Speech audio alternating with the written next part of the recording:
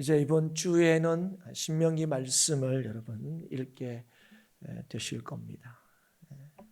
창세기, 출애굽기, 레위기, 민수기 이어서 이제 모세오경의 마지막 책인 이 신명기 말씀을 여러분 보실 텐데요. 신명기는 아라바 광야에서 모세가 가나안 땅 입성을 앞둔 광야 세대에게 선포한 말씀입니다. 여기서 신명기 하면 명자는 명령 명자 이렇게 아마 아실 거고, 근데 이 신자는 거듭 신자입니다. 혹시 새로운 신자라고 생각하시? 우리는 쉽게 이제 신자면 새로운 신자가 제일 이제 익숙하니까요. 근데 여기는 거듭 신자를 씁니다. 그래서 이 책 이름에서 우리가 알 수 있듯이 신명기는 하나님께서 주신 율법을 다시 거듭 가르친 것을 기록한 말씀입니다. 히브리 성경의 제목은 하드라빔입니다. 뜻은 말씀들이란 뜻입니다. 그래서 이 신명기는 율법을 강론한 모세의 설교가 신명기 34장 중에 대부분을 차지하고 있습니다. 우리가 이 신명기 말씀을 딱 열자마자 이 말씀이 누구에게 주어지고 또 언제 주어져 있는지를 우리가 보게 되는데요. 2절에 보시면 하나님의 율법을 받은 호렙산, 다른 말로 하면 시내산. 여러분, 그래서 시내산과 호렙산은 같다 이렇게 이해해도 무방합니다. 이 호렙산에서 가나안 땅 경계인 이 가데스 바네아, 여러분 아시다시피 여기에서 이 이스라엘 백성들이 정탐꾼을 보내는데 이 정탐꾼의 보고를 받고 울고불고 했던 장소가 이 가데스 바네아입니다. 그러니까 이 가데스 바네아는 가나안 땅을 지척에 두고 있는, 쉽게 하면 가나안 땅의 어떤 접경 지역이다 해도 좋을 것 같습니다. 그런데 그곳까지 이 시내산에서 이 가데스 바네아까지 10하룻길이라는 것을 우리는 알게 됩니다. 그러니까 11일 정도 걸리는 거리라는 거죠. 그런데 실제로 이스라엘 백성들이 가나안 땅에 들어가게 되는 시점은 거의 41년, 애굽에서 나온 지 거의 41년이 지난 때입니다. 우리가 이미 앞에 말씀을 쭉 읽어왔으니까 잘 아는 대로 출애굽 세대는 하나님의 약속을 불신함으로 인해서 가나안 땅에 들어가지 못하고 광야에서 다 죽게 됩니다. 이제 광야에서 자라고 또 광야에서 태어난 출애굽 2세대, 그러니까 광야 세대가 가나안 접경에 도착한 즈음에 모세가 그들에게 율법을 다시 설명하고 있는 게 뭐라고요? 신명기 말씀이라는 겁니다. 신명기는 대부분 이 모세의 설교로 되어 있다, 설교의 내용으로 되어 있다 이렇게 지금 말씀을 드렸는데요. 이 신명기에는 3번의 모세의 설교가 나옵니다. 굳이 하면 3편의 설교 이렇게 표현해도 좋을 것 같습니다. 그런데 이제 어떤 내용이냐 보면 이전에 있었던 사건들을 회고하고 또 호렙산, 시내산에서 이스라엘에게 주신 하나님의 율법을 다시 설명하고 순종에 따른 축복과 불순종에 따른 저주에 대해서 가르침으로 인해서 가나안 땅에서 하나님의 백성으로 살아갈 준비를 하게 합니다. 이게 이 모세의 설교의 내용이고 또 주요한 설교의 목적입니다. 그런데 신명기가 제가 금방도 설명했지만 이미 하나님께서 시내산에서 주신 율법을 다시 광야 세대에게 가르치는 거라 제가 말씀을 드렸습니다. 그래서 여러분 이전에 봤던 레위기에서 봤던 어디서 봤는지 모르겠어요. 하여튼 여러분 보시면 봤던 내용들이요. 봤던 내용들을 다시 신명기 말씀을 통해서 보게 되실 겁니다. 그래서 이전에 봤던 율법에 대해서 또 여러 번 걸쳐서 여러분 읽게 되실 텐데요. 그런데 이 율법에 대해서 다루고 있는 것이 너무 분명하지만 신명기가 하나님의 은혜에 대해서 계속해서 말씀하고 있다는 사실을 여러분 볼 수 있게 될 겁니다. 보게 되실 거예요.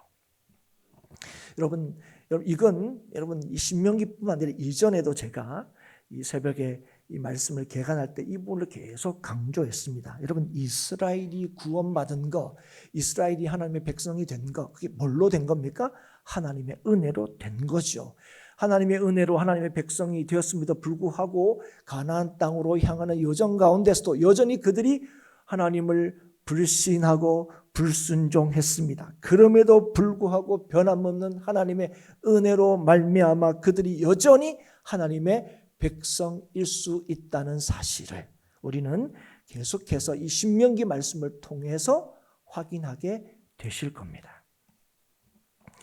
30장 오늘 읽은 이 우리의 이 본문으로 삼은 이 말씀은요, 모세의 3번의 설교 중에 3번째 설교이고 3번째 설교의 마지막 부분입니다. 그래서 모든 이 모세의 설교, 신명기에 기록되어 있는 모세의 설교의 마지막 부분이기도 합니다. 여기에서 이스라엘 백성들을 향한 하나님의 뜻이 핵심적으로 요약되고 또 제시되고 있는 것을 우리가 보게 됩니다. 여러분 이 내용을 보면 우리가 어떻게 이 내용을 설명할 수 있냐면 복음적 메시지를 우리는 이 30장의 말씀에서 굉장히 선명하게 보게 될 겁니다. 여러분 복음 이렇게 얘기하면 구약과는 좀 거리가 있는 거라고 자꾸 생각합니다. 구약하면 대표적인 게 뭡니까? 율법. 신약하면 대표적인 이 말이 복음입니다. 그런데 여러분 제가 금방 뭐라고 설명했습니까? 이 모세의 설교가 맞춰지는 그 마지막 부분에 우리는 복음적 메시지를 보게 된다는 거예요. 여러분 복음이란 게 무엇입니까? 하나님께서 은혜로 우리를 구원하신다는 거예요. 우리가 은혜로 구원받았다는 거예요. 구원의 조건과 자격이 우리에게 있지 않고 오직 하나님께 있고 그래서 구원의 주체는 하나님이시다 하는 게 그게 복음입니다. 그래서 우리는 우리를 향하신 그 헤아릴 수 없는 그 하나님의 사랑과 은혜로 구원을 받고 하나님의 백성으로 살 수 있음을 우리는 믿습니다. 그리고 주의 은혜로 이 땅에서뿐 아니라 영원토록 하나님의 백성으로 살게 되었다, 살 수 있다 하는 게 그게 복음의 주된 내용입니다. 그런데 우리를 향하신 이 하나님의 메시지가 갑자기 신약에서 그러니까 예수님께서 오셔서 갑자기 생긴 게 아니라는 거예요. 여러분 이제 행복한 교회 성도들은 이런 오해를 안 하시겠지만 구약은 율법을 지킴으로 구원을 얻고 신약은 예수님을 믿음으로 구원을 얻는다. 이게 아니란 거예요. 처음부터 예수를 믿는 믿음으로만 구원 얻는 하나님의 이 복음이 구약에서도 계속 창세기 때부터 계속 여러분 주어지고 있는데 특별히 이 신명기 이 모세의 마지막 설교에서 이게 핵심적으로 제시되고 있는 것을 볼 수 있다는 겁니다. 그럼 예수님이 오셔서는 뭐가 달라지느냐? 이 예수님이 오셔서는 바로 이 우리를 향하신 하나님의 이 놀라우신 뜻이 완전히 열려진 거죠. 그래서 뭐라고 하냐면 이 비밀이 나타났다 이렇게 이제 말씀합니다. 그래서 골로새서 1장 26절에 보면 이 비밀은 만세와 만대로부터 감추어졌던 것인데 이제는 그의 성도들에게 나타났고 이렇게 설명합니다. 그래서 여러분 오늘 이 신명기의 이 말씀을 통해서 이 일들이 이전부터 계속 있어 왔고 예수님께서 오심으로 말미암아 우리를 향하신 하나님의 이 놀라우신 계획과 비밀이 온전히 더 이상 비밀이 되지 않고 우리에게 확실히 드러났다는 것을 우리가 이해할 필요가 있습니다. 그래서 여러분 신명기에서는 바로 이 은혜, 이 하나님의 은혜를 지속적으로 줄곧 강조하고 있습니다. 그래서 하나님이 계속 뭐라고 얘기하시냐면 너희들이 불순종하고 하나님을 불신함에도 불구하고 너희들이 하나님께서 너희들에게 하신 약속을 기억하여 주께로 돌아오기만 하면 하나님이 너희들을 이끄시고 모으시고 복 주신다는 사실을 너희들이 여전히 경험하게 될 거라고 말씀하고 있습니다. 그걸 계속 얘기하고 있어요. 그래서 우리를 하나님의 백성으로 삼으시고 우리를 건지시고 우리에게 복 주시는 하나님을 뭐라고 기억하고 믿으라고 하는 겁니다. 이건 우리를 향하신 한결같은 하나님의 사랑을 기억하고 믿으라는 겁니다. 그리고 이 믿음은 하나님의 말씀을 청종하고 그 말씀에 순종하는 것으로 나타난다고 하시는 거예요. 여러분, 우리에게 주신 말씀이 하나님의 복을 누릴 수 있는 은혜의 방편임을 잊지 말라는 거예요. 다시 설명합니다. 이 말씀이 비로소 하나님의 복을 받는 게 아닙니다. 이미 복받은 우리, 은혜로 이미 하나님 백성된 우리들이 하나님이 우리에게 하신 복을 누릴 수 있는 은혜의 방편이라는 사실을 잊지 말라는 거죠. 그래서 여러분, 말씀을 따라 순종함으로 주님께서 우리를 복되게 하시는 그 은혜, 우리를 향하신 그 사랑을 뭐라고요? 누려라 하시는 게 신명기 말씀 1장부터 34장까지 계속해서 이 얘기를 하고 싶어 하십니다. 그런데 여러분, 우리가 신명기를 읽을 때도 그런 걸 느끼시게 되고 이제까지 우리가 읽어오면서도 그걸 느꼈고 또 앞으로도 여러분 그걸 느끼실 거예요. 무슨 말이냐면 하나님의 말씀이 어렵다는 거예요. 여러분 어떤 거는요, 하나님이 말씀하셨지만 도대체 무슨 말씀인지가 이해 안 되는 말씀도 있습니다. 실제로 그렇습니다. 그래서 여러분, 이건 뭔 뜻이지? 그런 말씀들이 실제로 있는 것이 사실입니다. 그리고 어떤 말씀은 설교를 듣든지 아니면 말씀을 읽든지 이게 어떤 뜻인 줄 알겠다, 그렇게 됐다 하더라도 그 말씀을 알았다고 해서 이해했다고 해서 그 말씀을 그러면 저절로 따를 수 있는 것도 아니라는 걸 우리는 또 경험하게 됩니다. 말씀을 이해하는 것도 쉽지 않고 말씀을 이해했다 그래도 말씀을 따르는 것도 이게 쉽지 않아요. 아니, 말씀을 아는 것보다 말씀을 따르는 게 사실 더 어렵죠, 여러분. 어렵습니다. 그래서 의도적으로 안 하려고 하시는 건 아니죠, 여러분. 그런데 여러분, 그래서 우리는 늘 하는 얘기가 있습니다. 말씀대로 사는 게 참 쉽지 않다. 아니, 어렵다. 참 말씀대로 사는 게, 말씀대로 살고 싶은데 말씀대로 사는 게 어렵다. 그래서 여러분 성경 공부를 할 때도 많은 분들이 하나님 말씀을 좀 알고 싶어서, 그래서 하나님 뜻대로 좀 살고 싶어서 성경 공부를 하려고 합니다, 이렇게 얘기하시는 분들이 많아요. 그런데 우리가 말씀을 또 안다고 해서 또 말씀을 따라서 사는 것도 아니라는 것을 우리가 또 경험하게 되죠. 그런데 여러분, 모세가 이 이스라엘 백성들에게 하나님의 말씀을 가르치면서 오늘 30장에 어떤 말씀을 우리에게 하냐면, 하나님의 말씀은 어려운 게 아니라는 거예요. 하나님 말씀은 멀리 있는 게 아니라는 거예요.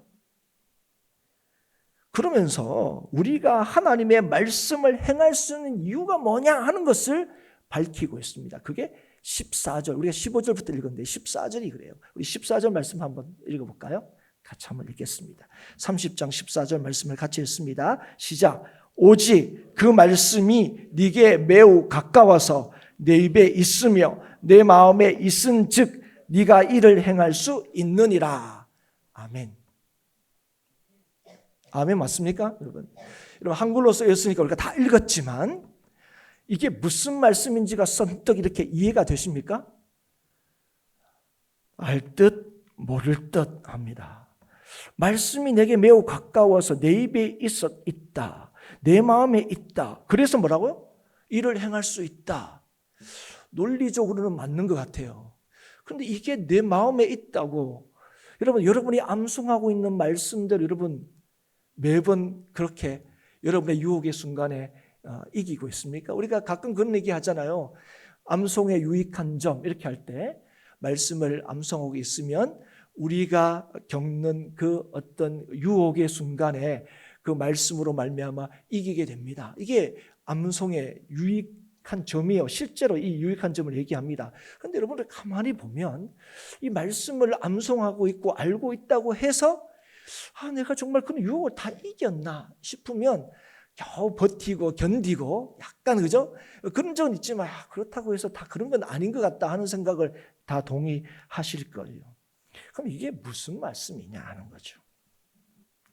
여러분 로마서 말씀 잘 아시죠? 얼마 전에 제가 설교할 때도 그런 질문을 했어요. 이 복음에 대해서 가장 잘 설명하고 있는 책이 무엇입니까? 하니까 그때 오신 이 성도들이 뭐냐면 성경이요 이렇게 하더라고요. 제가 굉장히 우문현답이라고 그랬습니다. 그렇죠? 하나님의 말씀이 다 이 복음에 대해서 얘기하는데 제가 그래서 질문을 좀 바꿨습니다. 그 66권 중에서도 가장 명료하게 복음에 대해서 설명하고 있는 책이 어떤 책입니까? 로마서죠. 여러분 이 바울이 로마서에서 복음에 대해서 여러분 가르치고 설명하고 있는데요. 특별히 믿음으로 얻는 의에 대해서 설명할 때에 오늘 우리가 읽은 이 말씀을 인용하고 있습니다. 로마서 10장 8절에서 10절 말씀입니다. 우리 같이 한번 찾아봤으면 좋겠습니다. 우리가 말씀을 듣고 있는 시간이니까 다시 한번 로마서 로마서가 어디 있습니까? 사도행전 다음에 있습니다. 사도행전 어디 있죠? 요한복음 다음에 있습니다. 1부 때는 많이 웃으시던데 우리 2부 때는 많이 경직이 되어 있네요. 로마서 10장 8절 우리 신약성경 253쪽 신약성경 253쪽 로마서 10장 8절부터 10절까지 여러분 눈으로 따라오십시오. 제가 봉독하겠습니다. 그러면 무엇을 말하느냐? 말씀이 네게 가까워 내 입에 있으며 내 마음에 있다 하였으니 곧 우리가 전파하는 믿음의 말씀이라. 네가 만일 네 입으로 예수를 주로 시인하며 또 하나님께서 그를 죽은 자 가운데서 살리신 것을 내 마음에 믿으면 구원을 받으리라. 사람이 마음으로 믿어 의에 이르고 입으로 시인하여 구원에 이르느니라. 아멘. 우리가 너무 잘 아는 말씀인데 여러분 이 말씀에 어떤 말씀이 인용되어 있습니까? 오늘 우리가 조금 전에 읽었던 신명기 10장 14절의 말씀이 인용이 되어 있습니다. 그러면서 바울이 뭐라고 지금 이 말씀을 인용하며 우리에게 복음에 대해서 가르치냐 하면 예수로 말미암아 하나님의 말씀이 충만히 우리에게 계시되었다는 걸 우리에게 설명하고 있습니다. 말씀이신 예수님께서 이 땅에 친히 오셔서 하나님을 보여주시고 하나님의 뜻을 온전히 드러내 보이셨다는 겁니다. 그래서 그 예수를 주로 입으로 시인하며 마음에 믿으면 뭐예요? 구원을 받는다고 하는 거죠.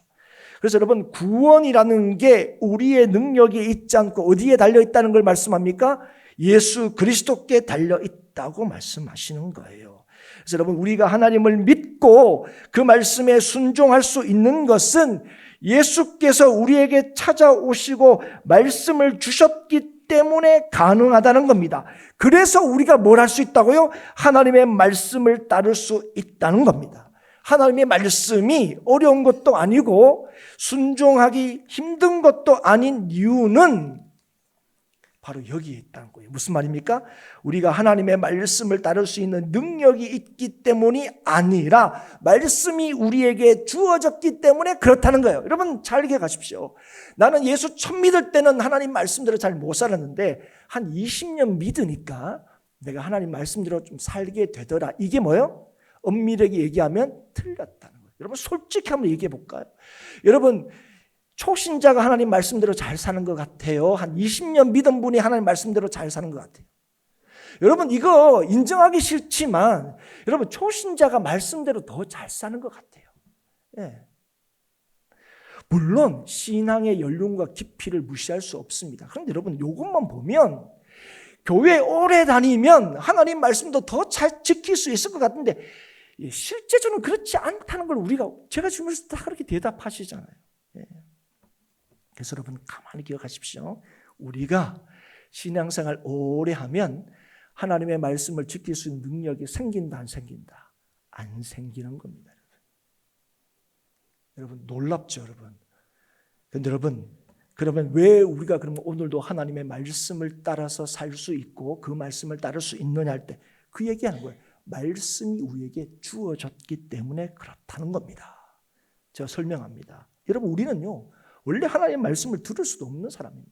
하나님의 말씀을 듣지도 못하니까 따르지는 더더욱 못하죠. 예. 원래 그런 사람입니다. 그런데 그런 우리들에게 하나님께서 찾아오셨습니다. 그런 우리들을 하나님의 거룩한 백성으로 삼으셨어요. 예. 그리고 거룩한 백성으로 삼으신 우리에게 뭘 준 거예요? 말씀을 주시는 겁니다. 여러분 이제까지 창세기부터 쭉 우리가 오면서 우리가 뭘 봅니까? 이스라엘 백성들이 어떤 백성들보다 더 크고 잘나서 하나님께서 그들을 하나님의 백성으로 택하신 겁니까? 아니요. 오히려 작고 약하다고 얘기했습니다. 근데 그들을 뭐예요? 하나님의 백성으로 삼으셨습니다. 왜요? 그게 하나님의 은혜이지요. 예. 그리고 하나님의 백성으로 삼은 그들에게 뭘 주시는 겁니까? 율법을 주시는 거예요. 말씀을 주시는 겁니다. 그리고 그 말씀을 너희들의 입술과 마음에 둘 때 뭐 할 수 있다고 얘기하는 거예요? 하나님 말씀을 행할 수 있다고 얘기하는 겁니다. 그래서 여러분 신앙의 경륜이 우리에게 주어진 직분이 하나님의 말씀을 따를 수 있게 하는 게 아니라는 거예요. 여러분 아마 우리 교회에서는 누가 제일 말씀을 잘 알겠습니까? 예. 혹시 다른 분이 떠오르면 이거 되게 심각한 건데 어쨌든 제가 제일 말씀을 잘 알 거예요. 그러면 여러분 말씀을 많이 알기 때문에 제가 하나님 말씀대로 제일 잘 살까? 누가 저한테 물어보시면 전 자신이 없습니다. 왜냐하면 여러분 우리가 성도 될 수 있었던 것 그리고 여전히 지금 성도로 살 수 있는 것 뭐 때문입니까? 하나님의 은혜 때문입니다. 여러분 하나님의 은혜가 우리에게 주어지고 은혜가 주어진 우리에게 뭐가 주어졌습니까? 하나님의 말씀이 주어졌습니다. 그리고 그 말씀을 알아갈 때 우리에게 주어진 그 은혜를 뭐요? 누릴 수 있게 되는 거예요. 그래서 여러분 잘 설명드십시오. 그래서 말씀을 떠나서는 우리는 결코 성도가 될 수 없습니다. 다시 설명합니다. 우리가 말씀을 듣고 따를 수 있는 것은 우리의 능력에 기인하는 게 아닙니다. 오직 말씀의 능력에 있는 것입니다. 그래서 말씀을 입에 두고 마음에 두어야 합니다. 우리의 자랑이 뭐가 된다고요? 그래서 여러분 말씀을 내가 몇 장 읽었다. 나는 지난주에 민수기 다 읽었다에 있지 않습니다. 말씀이 우리에게 주어졌다는 것. 말씀이신 예수 그리스도께서 여전히 나에게 말씀하시고 여전히 나와 함께 하신다는 게 뭐가 돼야 되죠? 그게 자랑이어야 됩니다. 그래서 빌립보서 3장 3절에 성도가 누군지를 이렇게 설명합니다. 성도는 그리스도 예수로 자랑하고 육체를 신뢰하지 아니하는 자다. 아멘이십니까 여러분? 이 의미가 뭔지 아시겠어요? 예. 여러분 오늘도 누가 여러분 오늘도 말씀을 따라 살 수 있다고요? 예수를 주로 시인하는 사람입니다. 여러분 예수님이 나의 주님입니다. 말하는 사람이 아니에요. 우리가 입으로 시인한다는 이 말을 말한다고 착각하지 마십시오. 로마서를 쓸 당시에 로마에 있는 백성들에게, 로마에 있는 교인들에게 예수님을 나의 구주로 시인, 입으로 고백하는 순간 뭡니까? 그냥 감옥행이에요, 여러분. 요즘처럼 그냥 욕이나 몇 마디 듣고 마는 게 아니에요, 여러분. 그래서 뒤에가 얘기하잖아요. 뒷부분이 뭡니까? 입으로 시인한다는 게 뭐예요? 예수를 진짜 믿는 걸 얘기하는 거예요. 사랑하는 여러분, 오늘 예수를 진실로 믿을 때에 우리는 뭐 할 수 있어요? 하나님의 말씀에 순종할 수 있습니다. 여러분, 그래서 하나님께서 우리에게 하나님께 순종하라고 명령하시는 거예요. 여러분, 이제 제가 이렇게 은혜에 대해서 계속 얘기했는데 목사님 신명기 들어가 보니까 맨날 뭐 해라 그러고 뭘 하면 안 된다 그러고 막 뭘 하면 복이고 뭘 안 하면 망하는 거고 막 계속 이렇게, 여러분 실제로 그렇게 그 명령을 하시는 우리가 보게 됩니다. 축복의 길을 선택하라는 거예요. 불순종하면 멸망하게 될 거라는 거예요. 복과 저주가 우리 앞에 있다고 분명히 말씀하십니다. 그리고 하나님을 택하는 것이, 하나님의 말씀을 지키는 것이 복된 길이라는 사실을 계속해서 우리에게 말씀하십니다. 말씀을 따르는 것이 생명을 얻는 길이다. 말씀을 따르는 것이 번성하고 번영하는 길이다. 그렇게 계속 얘기하고 있어요. 그런데 여러분, 그런데 하나님께서 우리에게 뭘 요구하시는 것 같아요? 그래서 말씀 잘 지켜, 안 지키면 재미없어, 이 얘기하시는 것 같다고 생각합니다. 그건 여러분, 우리가 말씀을 처음부터 잘못 읽고 있는 거예요. 사랑하는 여러분, 민수기에도 그렇습니다. 여러분, 앞에도 그렇고, 여러분 복과 저주는 신민기에만 나오는 게 아니에요. 앞에서 이미 나왔습니다. 그죠? 복을 받을 거고 저주를 받을 거. 여러분, 그 복과 저주가 나오는 부분이 어딘지는 기억이 안 나시지만, 여러분 복 받을 거다 하는 것보다 저주를 받을 거다 하는 내용이 더 적었습니까? 많았습니까? 요거 알면 잘 읽고 계시는 거예요. 3배 정도가 더 많다. 여기도 예외는 아닙니다. 여러분, 그래서 여러분 오늘 이 말씀을 하시는 그 하나님의 뜻을 여러분 아셔야 돼요. 여러분, 하나님께서 우리한테 요구하시는 게 뭐냐면, 너 말씀 잘 지켜, 내가 하는 율법의 조항들 잘 기억하고 이거 지켜, 이걸 얘기하는 것처럼 보이지만 하나님께서는요, 이 말씀을 지켜야 한다고 하시는 그 말씀을 하시는 하나님의 마음, 하나님의 사랑을 알기를 원하시는 거예요. 하나님은 우리를 제어하고 또 강제하고 내 말을 무조건 들어야 된다고 말씀하시는 하나님이 아니라, 우리를 너무너무 사랑하셔서 우리에게 주신 그 하나님의 복을 성도들이 알고 그걸 선택하기를 원하시는 하나님의 마음을 읽기를 원하신다. 여러분, 솔직히 오늘 여러분 이전에도 읽고 이번 주도 읽었지만, 이렇게 하면 복 받고 이렇게 하면 저주를 받는다, 망한다, 그러면 여러분, 아싸, 이제 알았어, 무조건 복받을 자신 있어, 이럴 수 있습니까? 아니. 여러분, 우리는 또다시 뭐 하게 됩니까? 이게 뭐, 그럼 하나님께서 이 얘기를 왜 하시는지에 대해서 여러분 아셔야 됩니다. 여러분, 하나님께서 하나님의 백성에게 요구하시는 게 뭔지 아세요? 우리를 변함없이 사랑하시는 그 하나님을 사랑하라는 거예요. 여러분, 우리에게 요구하시는 하나님을 사랑하는 삶이에요. 여러분, 오늘 제가 조금 전에 광고도 했지만 우리가 고난주간, 이 고난주간이니까 어떤 분이 나는 이번에는 뭐 이렇게 뭐 하려고 하네, 또 뭐 이렇게 나눌 수도 있잖아요. 그죠? 나는 뭐 금식하려고 해, 나는 이거 하려고 그래. 뭐 십수년 전부터 유행이 뭡니까? 미디어 금식. 그러니까 밥을 못 굶겠고, 이제 근데 미디어 금식이 뭐 아이들이나 이런 분들은, 이런 애들한테는 또 아니면 그걸 되게 또 힘들죠. 또 어떤 분은 그런, 목사님 제가 이 컴퓨터로 일하는데 그럼 컴퓨터는 일주일 동안 못 하는 겁니까? 여러분, 그런 의미가 아닌 거죠. 그래서 여러분이 고난 주간에서 하는 그 일들이 뭐가 되어야 돼요? 하나님 이거 하라 그랬어, 하나님 이거 하지 말라 그랬어가 아니라, 우리를 여전히 사랑하시는 그 하나님의 사랑에 대한 반응이어야 한다는 거예요. 그게 우리가 하나님을 사랑하는 것이 되어야 한다는 거예요. 그래서 나는 이번에 3일 아침 점심 저녁 금식했어요, 이게 아니고 그게 진짜 하나님의 사랑으로 하는 일이 되어야 한다는 거예요. 여러분, 왜요? 우리는 오늘도 하나님을 섬기고 따를 수 있는 것이 오직 하나님의 은혜로만 되거든요. 예수 그리스도의 십자가의 은혜로만 이 일이 되는 거거든요. 여러분, 이거 아셔야 돼요. 오늘도 이 자리에 나왔어요. 예배합니다. 여러분, 이거 잘 돌아보셔야 돼요. 난 정말 하나님을 사랑하는 시간인가? 아니면 일하는 시간인가? 내가 책임과 의무를 다하는 시간인가? 아니면 나는 정말 하나님의 사랑을, 우리를 하나님 너무너무 사랑하시기 때문에 그 사랑에 대한 반응인가? 여러분, 그래도 우리는 뭐합니까? 우리 부모님한테 사랑한다 그래도 때로는, 그죠? 사랑한다고는 믿기지 않는 행동도 우리가 합니다. 우리도 마찬가지. 그런데 여러분, 우리가 하나님 사랑이기 때문에 뭐 좀 잘했어요, 그럼 그게 뭐가 됩니까? 우리의 자랑이 될 수 있습니까? 아니에요. 주님의 은혜 주심이죠. 그런데 우리가 하나님을 사랑한다면서 못할 짓을 했어요. 그럼 우리가 뭐합니까? 누군가를 비난하고 스스로가 나는 자괴감 있고 나는 안 돼 이렇게 합니까? 아니, 원래 안 되는 인생이었어요. 원래 안 되는 존재였어요. 뭐 좀 성경책 좀 읽고 뭐 이렇게 교회 좀 나오고 이러니까 무슨 하나님 사람처럼 된 것처럼 보이세요? 아닙니다. 이게 얼마나 아무것도 아닌 건지 여러분 늘 확인하시잖아요. 사랑하는 여러분, 우리가 하나님의 말씀, 이 말씀을 의무적으로만 아니면 내가 다른 사람들보다 더 믿음 있다는 것들 증명하거나 누군가에게 인정받는 것으로 오늘 하나님의 말씀을 읽는다거나 예배한다거나 그렇다면 그건 율법을 지킴으로만 구원받을 수 있다는 율법주의와 율법주의의 다름 아닙니다. 그 율법주의죠.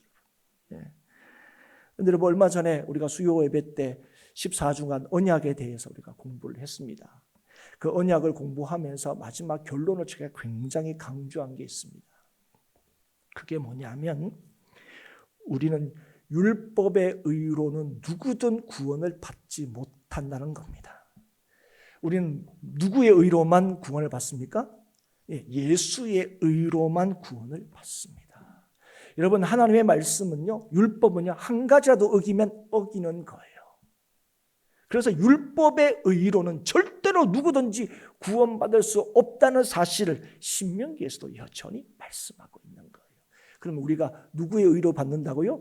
이 하나님의 말씀을 온전히 이루신 창조 언약을 온전히 성취하신 예수 그리스도의 의로만 우리가 뭐 할 수 있다고요?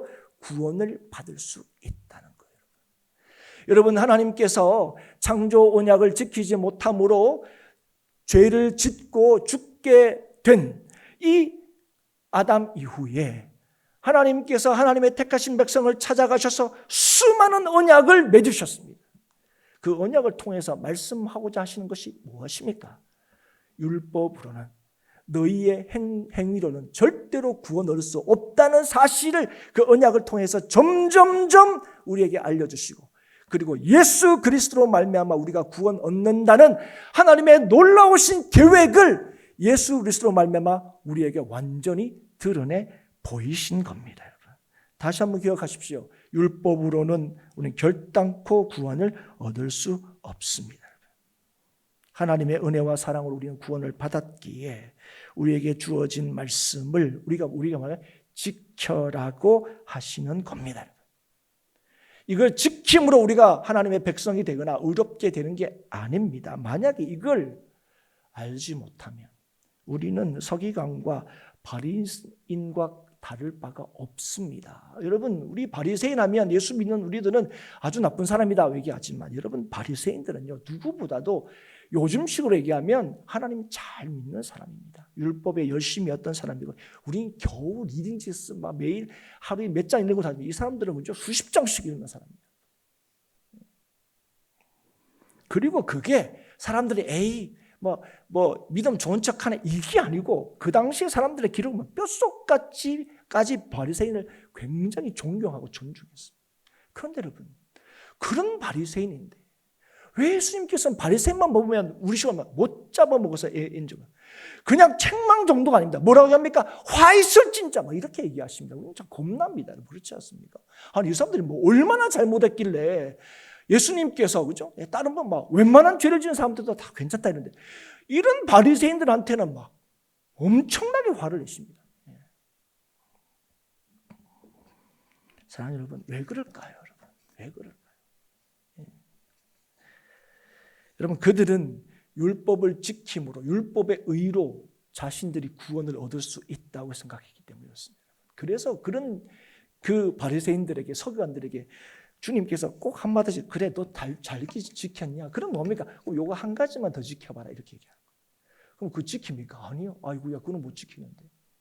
하나님, 우리는 시키면 다 지켰어요 이렇게 얘기할 때 말씀이신 예수님께서 그래 살인하지 말라 그랬는데 아우 당연히 지켰죠. 근데 그 말의 뜻이 뭔지 아느냐? 그 말씀을 한 하나님의 그 뜻이 뭔지 아느냐? 미워하지 말라는 거다. 판판이 무너지는 거죠. 예. 죄 있는 가늠한 여자를 데리고 와서 어떻게 할까요? 이럴 때 주님이 다른 말 하신 게 아니에요. 죄 없는 자가 먼저 돌로 치려고 얘기하신 거예요. 그게 깨달아지는 거예요, 여러분. 예. 우리가 하나님의 은혜로 구원을 받고 하나님의 은혜로 하나님의 자녀가 되었다는 사실. 여러분, 하나님이 우리한테 그죠? 야, 내가 너 보니까 내가 너 아버지 할 만하다. 그거 아니에요. 하나님이 친히 먼저 우리에게 아버지가 되셨습니다. 그래서 우리에게 오늘도 야, 너 말씀 지켜라, 이렇게 순종해라, 이렇게 명령하는 것은 윗사람이 아랫사람에게, 힘 있는 사람이 힘 없는 사람에게 하는 강압적인 명령이 아니라는 겁니다. 자녀를 향한 아버지의 사랑과 마음이 담긴 간절한 호소라는 거예요. 호소. 그리고 이 하나님의 마음을 우리가 따라 반응하고 순종할 때 하나님께서 우리에게 약속하신 그것이 실제로 우리에게 하신 복이 실제로 우리의 삶에서 누려지고 맛보게 되고 경험하게 된다는 거예요. 여러분. 사랑하는 여러분, 하나님께서는 오늘 우리가 하나님의 복을 누리고 하나님이 주시는 놀라운 은혜 받기를 원하십니다.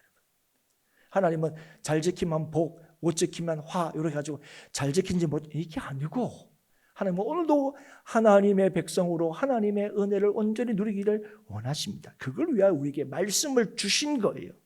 우리에게 주신 계명과 율례와 법도는 멸망을 택하지 않고 생명을 택하고 번성하게 하시기 위한 하나님의 사랑과 마음이 담겨져 있다는 사실을 기억하십시오. 이걸 가지고 뭘 하면 좋고 뭘 하면 안 좋고 이런 게 아니에요. 단순하게. 그래서 이 말씀은 하나님이 어떤 분이신가 하는 걸 우리에게 보여주는 동시에 어떻게 사는 것이 정말 하나님의 영광을 위한 것인지도 보여주시는 겁니다. 여러분, 하나님의 말씀을 따라 사는 것은 그저 내가 이 땅에서 남들보다 조금 우위에 서고 남들보다 조금 부유하게 살고 남들보다 조금 더 힘을 얻고 사는 게 아닙니다. 하나님의 말씀을 따라 사는 것은 하나님께서 약속하신 복과 하나님의 영광을 누리는 유일한 길이라는 사실을 기억하십시오. 그래서 우리는 그 말씀 앞에 우리를 쳐서 복종시키는 겁니다. 오늘도 우리가 주의 말씀을 듣고 주의 이름을 의지하여 한 마음으로 이 시간 예배한 이유가 바로 여기에 있습니다. 우리의 생명과 복은 오직 하나님의 말씀에 있고 그 말씀을 우리의 입술과 마음에 둘 때에 우리는 하나님께 순종하며 하나님을 섬기며 살게 된다는 겁니다. 다시 설명하면 말씀이 육신이 되어 우리 가운데 오시고 우리에게 하나님의 사랑을 십자가를 지심으로 보이신 예수 그리스도를 믿을 때에 우리는 비로소 예수 믿는 자로 살게 된다. 자꾸 나는 목사니까, 나는 장로니까, 나는 20년 믿었으니까. 아니, 우리는 하나님 앞에 일한 걸로 인정받는 사람들이 아닙니다. 하나님, 예수님 모르는 사람이, 예수님 믿지 않는 사람이 자꾸 일한 걸로 내세우는 거죠. 마태복음 7장에도 그 말씀이 있지 않습니까? 나는 예수님 위해서 이것 했다고요. 그런데 놀라운 건 예수님이 그거 모른다고 하시는 거예요.